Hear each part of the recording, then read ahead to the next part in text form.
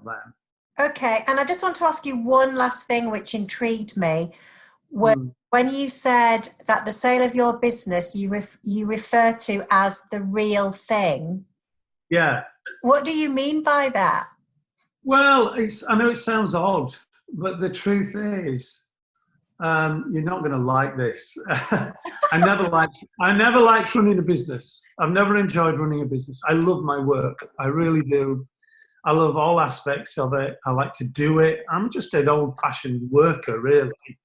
But I've never really enjoyed the cut and thrust and machinations of business, especially in my industry. I don't think I'm so good at just keeping everybody happy. I'm a kind of fairly focused, creative person. And so often I view, the keeping of a kind of family of people happy as being a bit of a distraction from the main event, which doesn't make me a good business person. So, I knew that there were some bigger things that I wanted to achieve a long, long time ago. And it just so happens that it's taken me so long to get to this point. I'm at an older age than I would like to be when I've been starting, because I knew that it would be difficult. And sure enough, it is. I mean, I have to say, for anybody who does sell their business, I'm very pleased to have. I'm delighted that I've sold it to my management team. I really am. I feel so strongly about them.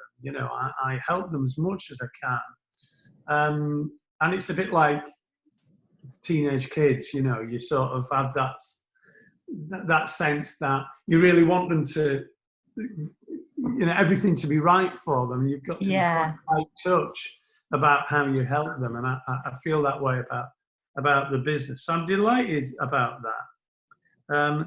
But the reality is that, going into something like I'm going into this age is difficult. It's taken me ages to try and get a proper big broadcast commission. But I'm doing what I want to do, and I'm doing all sorts. I'm writing books and all manner of things. So it's the real McCoy, because it's exactly what I want to do. It isn't what I want to do embedded into something I'm not that keen on. And that's what you said to me, because I remember when we went into Thompson Brand and you said, you were excited about, this first documentary, which talked about masculinity, didn't it? Down at So it had a discussion all around that, and it was a really interesting documentary. Can people see it anywhere? Is it out there for people to see? Yeah, it's I've got it on Vimeo, and it's password protected. The reason why is because it's full of Northern Soul music, which is heavily copyrighted and shouldn't really be on the internet. But because it's password protected, that's fine. But the best thing to do is if anybody wants to see it, if they email me, I'll send them a password and they can have a look at it. It's about 25 minutes long.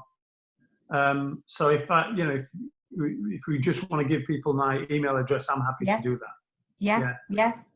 Masculinity, I think, is a really important subject. Always has been to me, and I think it still remains so. Mostly the myths around what it is to be masculine have more or less dogged me all my life. I mean, my dad is a very nice guy. He lives next door, actually. And he's never been one of those guys who insisted I was masculine, which is very unusual for his generation. But a lot of men are under pressure to conform to a notion of masculinity that's just nonsense.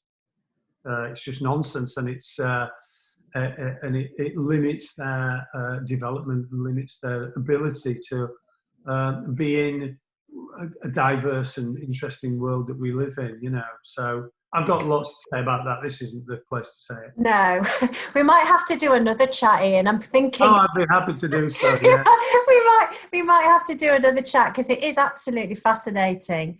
And I'm a massive believer that you will achieve and you will be successful.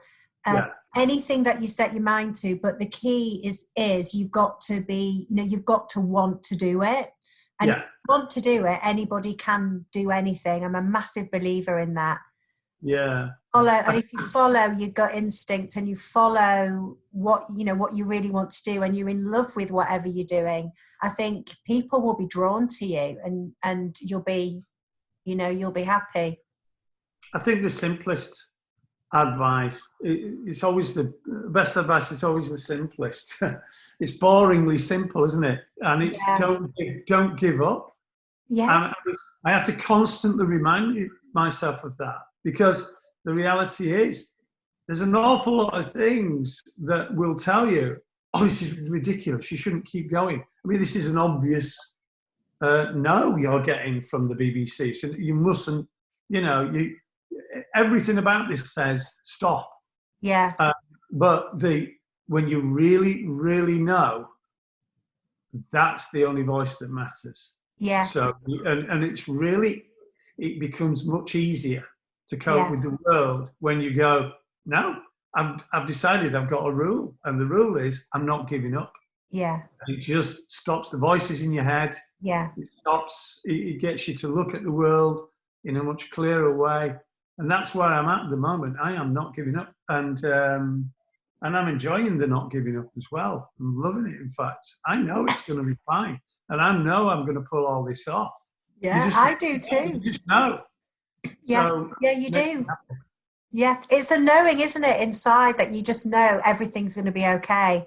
Yeah, I mean, you have days when you doubt, but the reality is, if that voice is strong, and it just keeps drawing you back, and it kind of goes, for God's sake, will you stop worrying about this? The idea of this, we're not giving up. Oh God, that's good. I'll carry on with that.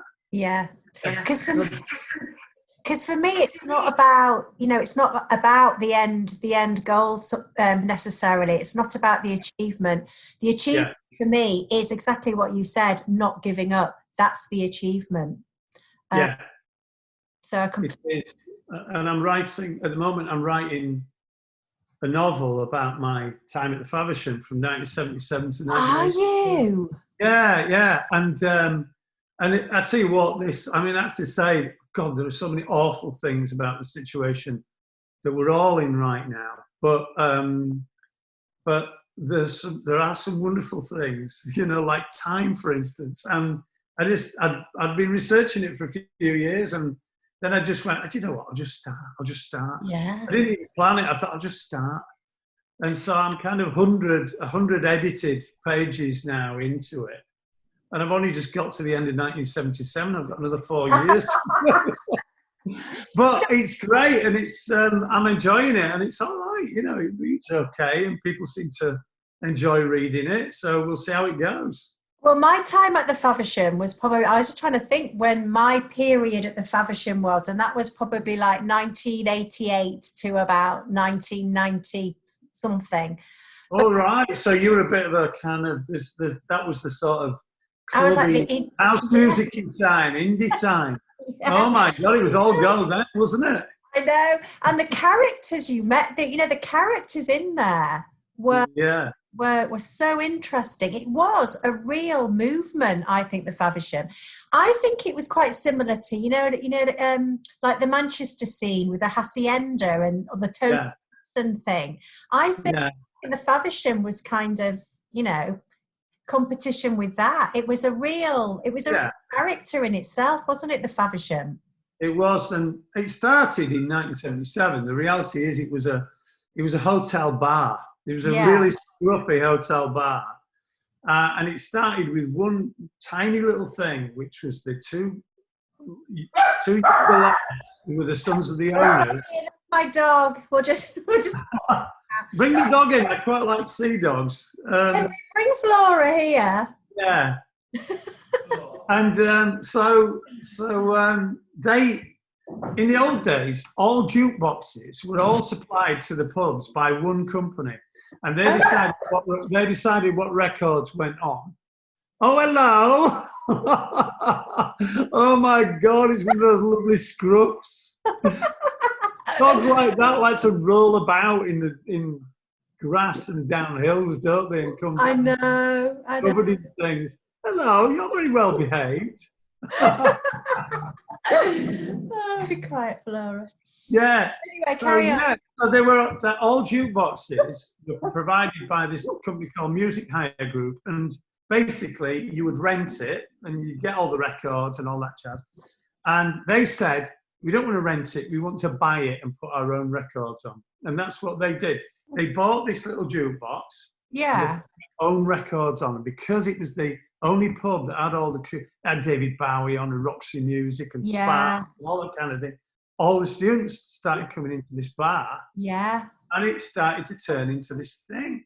And the other thing was that all the bands that played at the university used to come and stay in the hotel. Yeah. So Adam and the Ants would rock up with all their entourage of young girls, and after the gig, and they'd be staying at the Faversham, and they'd just stay up all night drinking, because you know you could drink all night if you're in a hotel. So that's the kind of time that I was there, and it was, well, I was there really. When I started my first business in 1984, it was in the Faversham upstairs. Was it? I was there for 13 years. Wow. Yeah, I know, it was a crazy thing. Oh, I'll definitely buy your book, Ian. I'll definitely buy your book. I don't know. I might let you read a chapter. Yeah.